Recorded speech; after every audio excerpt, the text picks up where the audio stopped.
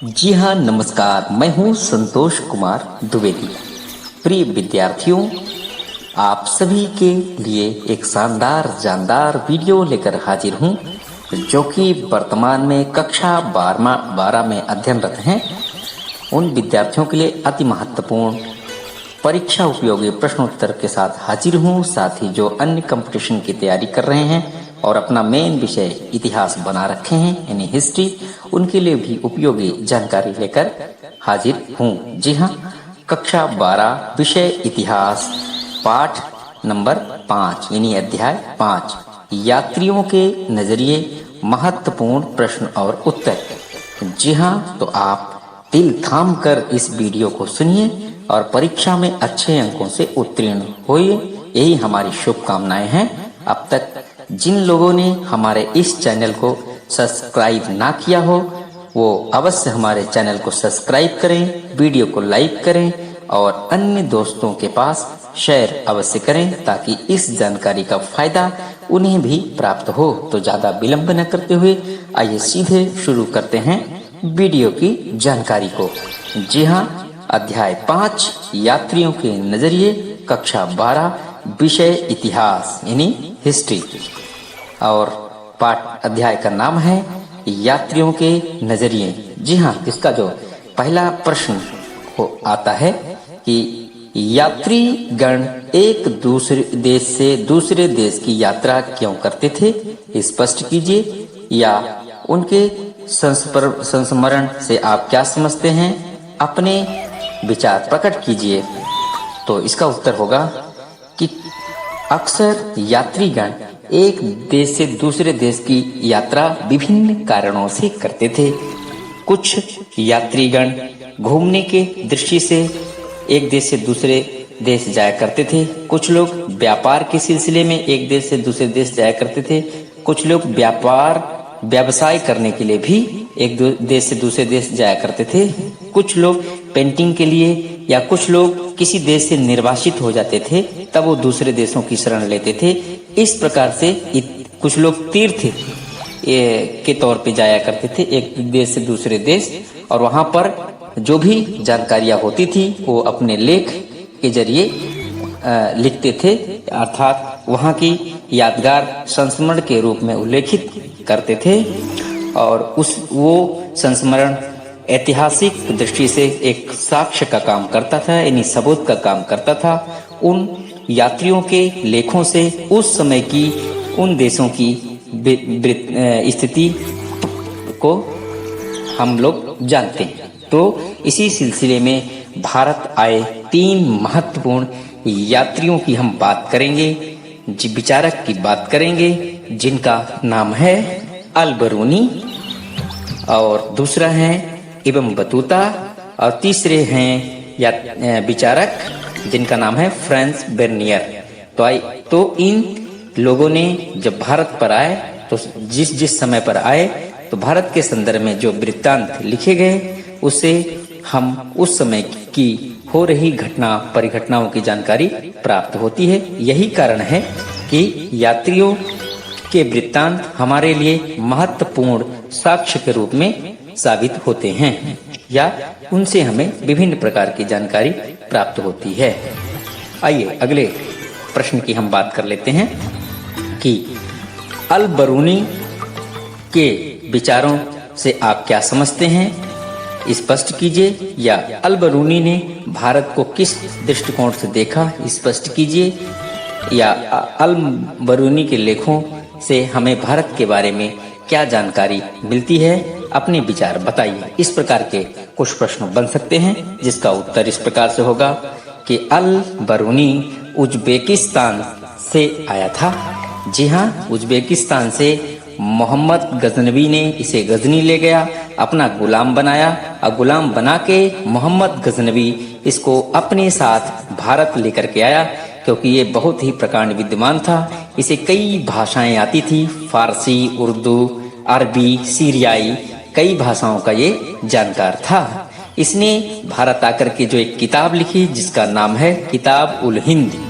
यह किताब 80 अध्यायों में लिखी गई, जो कि अरबी भाषा में लिखी गई थी, और यह किताब इसीलिए प्रसिद्ध हुई क्योंकि इस किताब की जो एक विशेष शैली थी कि पहले प्रत्येक अध्याय में एक प्रश्न पूछते था और उस प्रश्न के उत्तर में अपना विवरण जारी करता था, तो इसे आसानी से चीज़ों को समझ में आ जाती थी लोगों के, या आम लोगों की भाषा में, आम लोगों के बोलचाल में चीज़ों को सरल शैली का प्रयोग करते हुए वो लिखता था।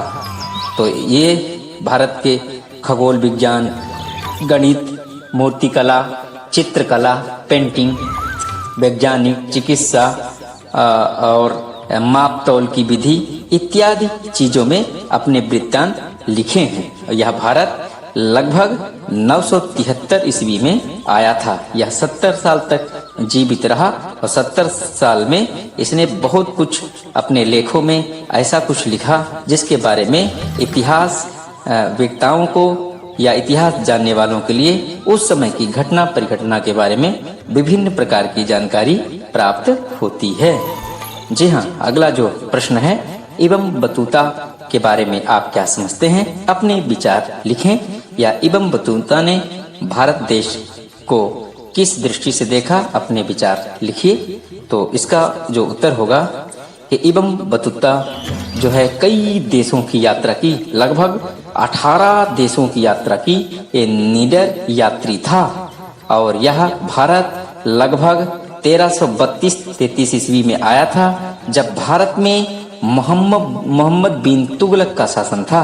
जी हाँ, मोहम्मद बिन तुगलक की विद्वता से ये काफी प्रभावित हुआ और उससे मिलने के लिए भारत आया। जब यह भारत आया तो मोहम्मद बिन तुगलक को पारितोषिक स्वरूप, यानी उपहार स्वरूप 7 दास और कई घोड़े, कई ऊंट और हाथियां दी थी। जी हाँ, मोहम्मद बिन तुगलक भी इसके विद्वता से इतना प्रभावित हुआ कि इसे दिल्ली का काजी बना दिया।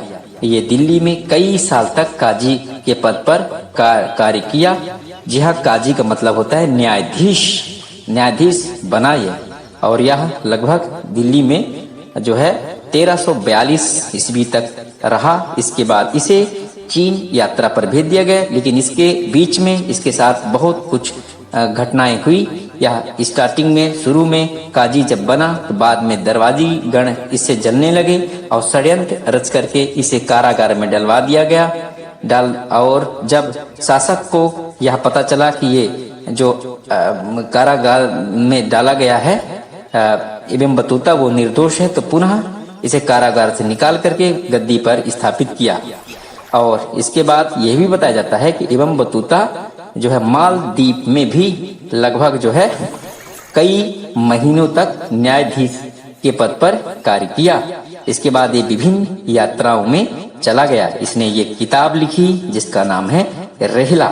जी हाँ, रेहला नामक किताब में भारत के विषय में बहुत अच्छी जानकारी लिखी। दास के बारे में इसने बताया कि भारत में दासों का प्रचलन बहुत होता था। जो अमीर लोग होते थे वो दास रखते थे, जिनके पास ज्यादा दास होते थे वो ज्यादा जो है समाज में वर्चस्व रखते थे, यानी ज्यादा दास रखना शान मानी जाती थी।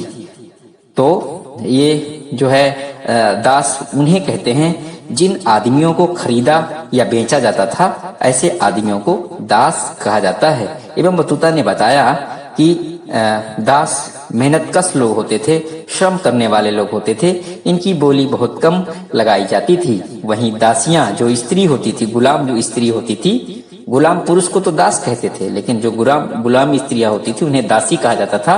वो अक्सर मनोरंजन कार्य में उन्हें लगाया जाता था। नृत्य हो गया और नाटक हो गया, यानी और अमीरों का गुप्तचर विभाग भी इनको सौंपा जाता था।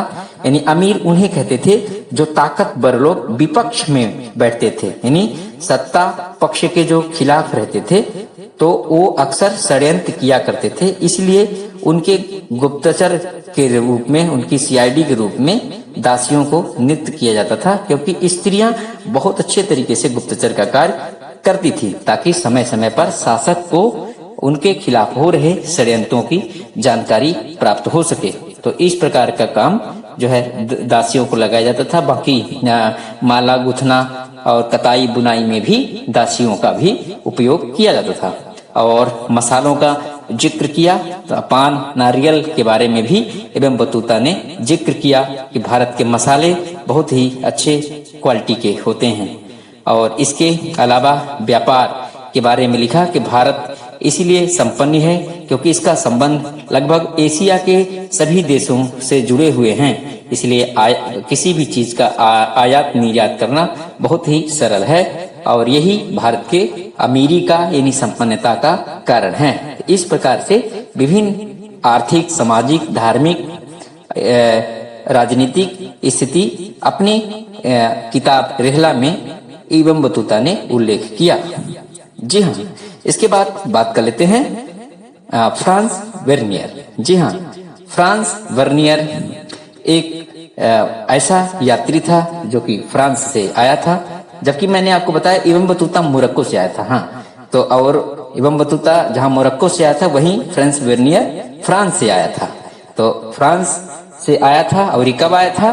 कुछ जगह मिलता है कि 1656 से लेकर 1668 तक यह भारत में रहा, लगभग 12 साल। कुछ जगह मिलता है कि 1665 से 1668 तक ये भारत में रहा। जी हाँ, उस समय भारत में जो शासक थे वो थे औरंगजेब। तो ये फ्रांस वर्नियर का जो लेख है, जो किताब है, उसका नाम है the Mughal empire. The Mughal empire किताब में उसने भारत को यूरोपीय संस्कृति से तुलना की है। इन्हीं तुलनात्मक विशेषण इसके संस्मरण में मिलते हैं। भारत को ये बहुत कमतर माना है और यूरोप वासियों को श्रेष्ठ कर माना है। अपनी कृति को वो उपहार स्वरूप जो फ्रांस का लुई 14वां था उसको दिया था, यानी अपनी कृति को लुई 14वां को जो है ये सौंपा था, जो कि फ्रांस का वो था शासक था उस समय। तो ये जो है शासक के लिए काम करता था और भारत की कई सारी विषमताओं के बारे में इसने लिखा। हालांकि इसके लेख आज भी पूर्णतः विश्वसनीय नहीं माने जाते हैं। इसने जो है सती प्रथा के बारे में बताया है कि सती प्रथा यहाँ की एक बहुत ही खराब व्यवस्था थी और जिसका उल्लेख एक घटना से ये करता है कि लाहौर में एक 12 वर्ष की कन्या थी जिसको हाथ पैर बांध करके उसके पति के लाश के साथ जिंदा ही जलाया जा रहा था। इस घटना से काफी प्रभावित हुआ फ्रांस वर्नियर, लेकिन वो कुछ कर नहीं सकता था। जी हाँ, तो बाल विवाह, विधवा विवाह, सती प्रथा, इस प्रकार की जो चीजें थी इसको निम्न श्रेणी में माना, ये गलत माना फ्रांस वर्नियर ने और इसके अनुसार यूरोपीय वासियों को श्रेष्ठ माना। अर्थात ये भारत की जितनी भी आर्थिक, सामाजिक, सांस्कृतिक, धार्मिक स्थिति होती थी उसकी तुलना यूरोप वासियों से करता था और यहाँ के सभी चीजों को गलत आंकता था और यूरोप वासियों को श्रेष्ठ कर बताया है। जी हाँ, और हालांकि सती प्रथा का जिक्र जो है अलबरूनी ने भी अपने कृति में किया है एवं बतूता ने भी किया है, लेकिन सबसे ज्यादा नकारात्मक भारत का पहलू उजागर करने वाला जो व्यक्ति था वो है फ्रांस वर्नियर। जी हाँ, प्रश्न और भी हैं, लेकिन आप अपने किताब को पढ़ें और पढ़ करके अच्छे से परीक्षा में लिखें। कोई भी प्रश्न को 1 से 2 बार आप पढ़ें, जब अच्छी तरीके से समझ में आ जाए तभी आप परीक्षा में लिखें। आशा ही नहीं, अपितु पूर्ण विश्वास है कि आपको यह जानकारी अवश्य अच्छी लगी होगी। शेष जानकारी के लिए आप अपनी किताब को अवश्य पढ़ें। जी हाँ, नमस्कार, धन्यवाद। आने वाली परीक्षा के लिए आपको बहुत बहुत शुभकामनाएं।